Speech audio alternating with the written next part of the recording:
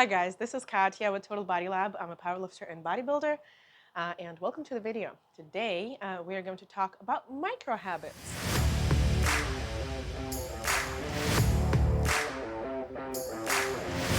We are going to talk about microhabits. That is a concept that I have been asked surprisingly a lot later, so I guess we're just going to have to cover this. If you don't know what microhabits is, or microhabits are, microhabits is a concept that you can incorporate doing something for a very small amount of time during the day, and then it becomes a real habit when it grows up. That's how I understand it. If I don't understand correctly, please correct me. Delightful people. I hope that you will, because I don't truly believe in this concept. I don't truly believe that it works. And one example that maybe doesn't work with, that has ruined my perception of micro habits changing anybody's life, is exercise, when it applies specifically to exercise. So one of my good friends, he's a climber, and I guess he tries to better himself in all kinds of ways. He asked me specifically to write him an exercise program that would focus on building muscle using micro habits. So I wrote him a set of 4 workouts a week that he asked for short ones. And since he's a beginner, I was like, all right, we're going to do, I don't know, half an hour to 45 minutes, right? So that was about the duration of his workouts, and some of them were circuits too. So if he was done with the circuit earlier, he was free. He could have busted that out in 25 minutes if he wanted to. He did usually one exercise from the majority of these workouts. So if it had, for example, pull-ups, squats, push-ups, those are all body weight calisthenic related movements. A lot of single-legged movements as well. So if that involved, I don't know, planks and hollow body holds and L-sits, he would do like 1 or 2. He would do like push-ups and L-sits. And I would give him like 4 sets and he would do 2.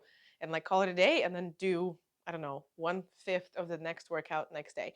And I was like, dude, what's up? And he was like, yeah, I'm just trying to take it slow and make these workouts micro habits, so I don't even notice when I do them later. And I guess my reservation with this is, I see where you're going with micro habits when it's the kind of thing that you want to trick your brain into thinking first, so that you can actually fall into doing something without thinking about that specific activity later. So for example, if you woke up, you make yourself a cup of coffee, and that means you read the news, right? So you don't think about reading the news. I mean, I think this concept has been covered in Atomic Habits, really good book on habit forming, the best book on habit forming. So if you don't think about reading the newspaper, probably, if you don't like it, if it's like a chore but you have to read the news, you think about making yourself a cup of coffee, and when you sit down and when it cools down, you read the news. Or you don't want to go for a run, so your habit should really be laying out your running clothes in the evening before you go to bed, and when you go past your door, putting on your running shoes every morning. And that means you get out and run, because those two actions are associated. Of course, we can think about a lot of ways how this can go south, and that you put on your running shoes and actually go for a walk or something else. But I think James Clear, in his book Atomic Habits, explains it better. This concept kind of does apply when you want to trick your brain about thinking about putting on shoes rather than thinking about dreadful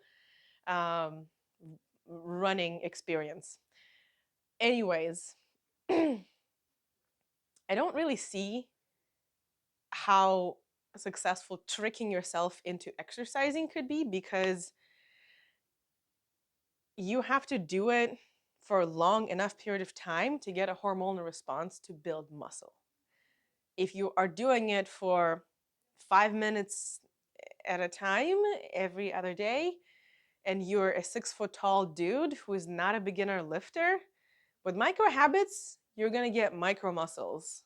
If any muscles at all, you're gonna get no difference. You're gonna get microscopic difference in terms of your physique or looks, in terms of your strength, and in terms of your endurance, in terms of any other output that you're looking from this program, right?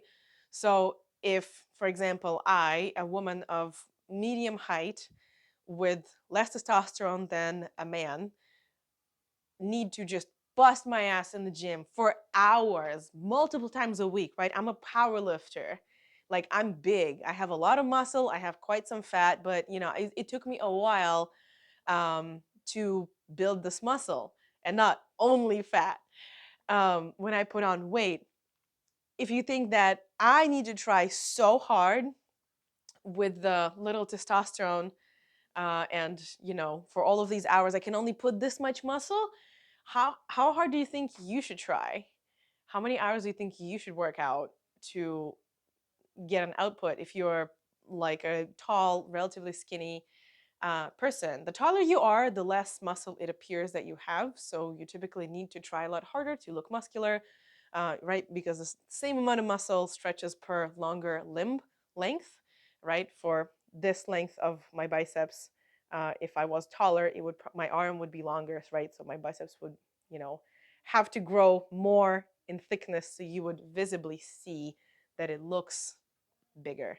That's why short people usually look, I guess, if they're more shredded, if they're equally shredded as a taller person, they usually look more bulked or more muscular than the same person of a taller height. Um, Anyways, I think I got my point across. With micro habits, you get micro muscles. I hope I'm going to be proved wrong, and somebody's going to come into the comments and write down how they tricked themselves into running for 30 seconds and then 1 minute and then maybe a minute and a half. But I'm not really sure how long that will take you to actually get any real endurance, or if you've been lifting for, um, you know, 2 sets of push-ups a day, and then next week you move to 2 sets of push-ups and 1 set of squats for 60 seconds. I'm really not sure. I mean, it can't harm you, but in order for you not to be wasting your time, um, yeah, I'm not sure how much benefit this will bring into your life. So I hope this video was helpful. I hope if it was not helpful, that it was funny, and that you hit a like and subscribe and watch this video as well, or this one. And I will talk to you later. Bye.